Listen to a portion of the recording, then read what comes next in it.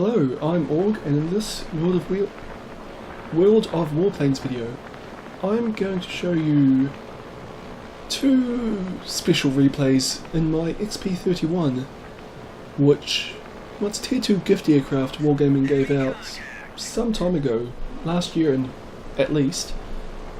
I think it was actually their second year since World of Warplanes has been released present, maybe first year present, whatever. It's an American light fighter, it's at Tier 2, and it's pretty good for Tier 2. It doesn't turn all that well, but it's got 4 machine guns and very high speed. And you see me using its excellent energy fighting capabilities in this video. I'm diving down on this railway for a start. And that was this is a pretty textbook energy fighter attack there. Get one kill. Nice and easy, and it looks like the dogfight is happening, well, miles away from us. Well, not miles, 3 kilometers away from us. But that just gives us time to gain some altitude. And I'm looking for targets here. It looks like the A5M over there is the most threatening, because it's a Tier 3 fighter, and it's also at the highest altitude of all the other enemies. But I'm still about 2 kilometers away, so the situation could change.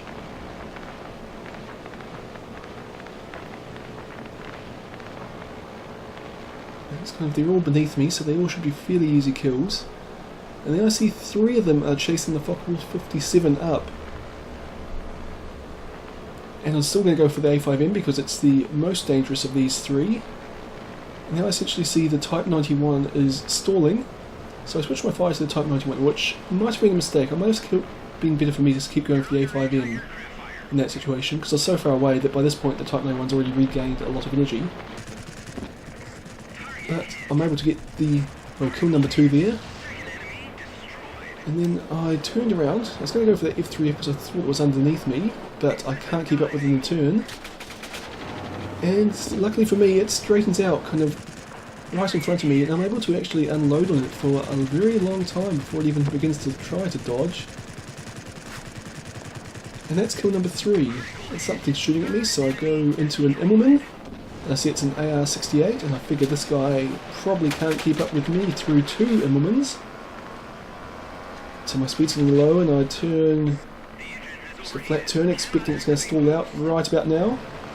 But it doesn't. It actually manages to keep up with me through 2 Immelmans, but I'm able to destroy it at point blank range with 4 machine guns.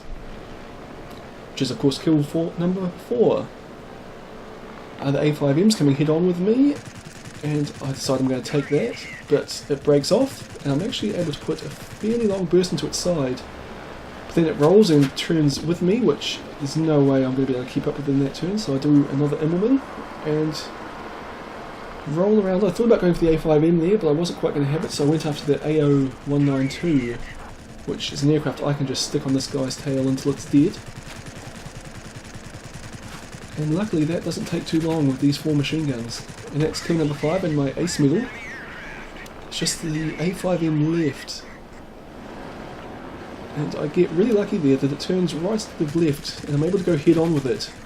And that is kill number 6. Which you might know, since that was a 6 versus 6 game, I managed to kill every single enemy aircraft in that game and did, well, a lot of damage. 328 in a Tier 2 match is pretty good. You see hat trick and ace medal. This next replay, it's an older one, so unfortunately the supremacy and whatnot doesn't work, so I'll just talk you through what's happening. It's on Harbour, it is a 5v5 match. And it's a Tier 3 game again, so being a Tier 2 fighter we're at a pretty significant disadvantage here. But I'm just climbing to gain altitude, since as an energy fighter that's basically what we need. See an F3F way over there, but essentially I'm not really going to be able to do much because it's so far away, and I'd rather stick with the rest of my team. I-15 down low, Fokker 57's the biggest threat, but it's flying away from us at the moment and we won't be able to catch it. Another A4N down low, which should prove a pretty easy kill from where I am. Especially if my team keeps the I-15 busy, which it looks like they're going to. And there's last enemy aircraft, an A4N. but it's a fair way away, so I decided to dive on this closer A4N, which has a very nice paint job by the way, and it's flying straight and level as I come in. So I'm able to put in a pretty massive burst there. I set it on fire, and that's kill number 1.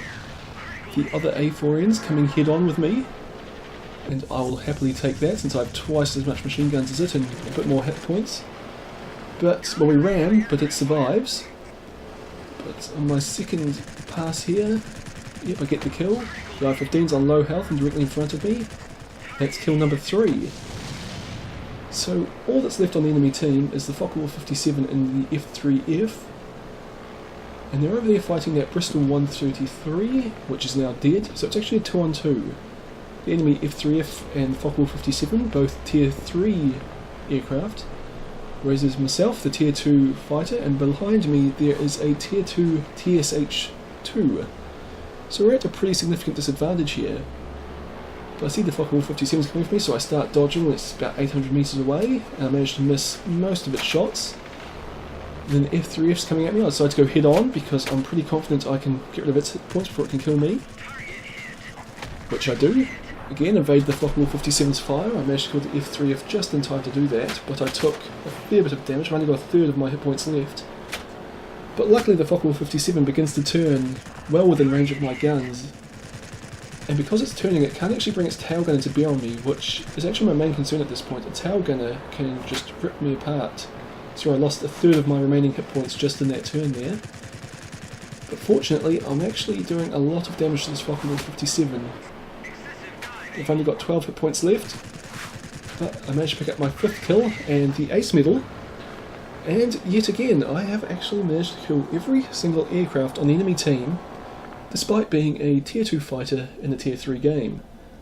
And that is why the XP-31 is quite a powerful aircraft. Energy fighting is quite unique down at tier 2, and if you use it effectively you can actually get very good results because people aren't experienced in flying against you. Anyway, I hope you've enjoyed this video, and I'll see you all next time.